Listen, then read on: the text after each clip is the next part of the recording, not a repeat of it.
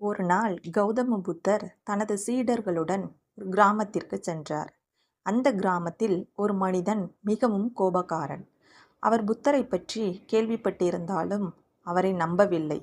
இந்த மனிதர் எல்லாரையும் அமைதியாக இருக்க சொல்கிறாராம். உண்மையில் அது சாத்தியமா என்று எண்ணினார். புத்தர் கிராமத்தின் நடுவில் அமர்ந்து மக்களுக்கு அமைதி பற்றி பேசத் தொடங்கினார். அந்த கோபக்காரன் எழுது, நீங்கள் சொல்வது எல்லாம் வெறும் வார்த்தைகள். கோபம் வந்தால் அதை அடக்க முடியுமா என்று கடுமையாக கேட்டான். புத்தர் சிரித்தார். அருகில் இருந்த ஒரு கிண்ணத்தை எடுத்தார். அதில் தூய நீர் நிரம்பியிருந்தது. அவர் மெதுவாக அந்த நீரை அசைத்தார். நீர் கலங்கியது. புத்தர் கூறினார், இந்த நீர் போலதான் நம் மனமும். கோபம் வந்தால் அது கலங்கும், அமைதி இருந்தால் அது தெளிவாக இருக்கும். அந்த மனிதன் இன்னும் சினந்தான். என்னால் அதை கட்டுப்படுத்த முடியாது என்றான். புத்தர் அமைதியாக பதிலளித்தார், கோபம் என்பது மற்றவரை தண்டிக்க நினைத்து நாமே எரியும் நெருப்பு. இந்த வார்த்தைகள் அவனது மனதில் ஒலித்தது. அவன் சற்றே அமைதியானான். புத்தர் மேலும் சொன்னார், நீ ஒருவருக்கு ஒரு பரிசு கொடுத்தால் அவர் அதை ஏற்கவில்லை என்றால் அது யாரிடமே இருக்கும்? அவன் பதிலளித்தான், அது என்னிடமே இருக்கும்.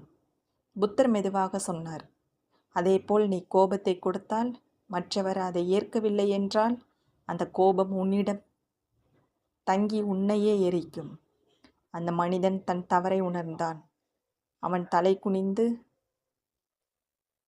நான் இவ்வளவு நாளாக என்னையே துன்பப்படுத்தி கொண்டிருந்தேன் என்று உணர்ந்தான். புத்தர் கடைசியாக கூறினார், அமைதி வெளியில் கிடைக்காது, அது உள்ளிருந்து பிறக்கும்.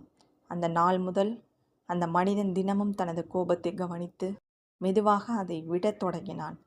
சில மாதங்களில் கிராமத்தினர் அவனை மாற்றிய மனிதனாக கண்டனர். முன்பு கோபம் கொண்டவன் இப்போது கருணை கொண்டவன்.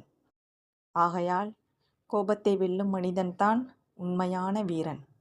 மனம் அமைதியாக இருந்தால் வாழ்க்கை வெற்றியாகும். ஃப்ரெண்ட்ஸ், என் சேனல் உங்களுக்கு பிடிச்சிருந்துச்சுன்னா ப்ளீஸ் சப்ஸ்கிரைப் பண்ணுங்கள், லைக் பண்ணுங்கள். இந்த வேர்ட்ஸ் எல்லாம் உங்கள் வாழ்க்கைக்கும் உறுதுணையாக இருக்கும்னு நினச்சிங்கன்னா please subscribe my channel and like பண்ணுங்கள், ஷேர் பண்ணுங்கள். எந்த இடத்துல உங்களுக்கு கதை பிடிச்சிருக்கோ அந்த இடத்த கமெண்ட் பண்ணுங்கள். Thank you so much.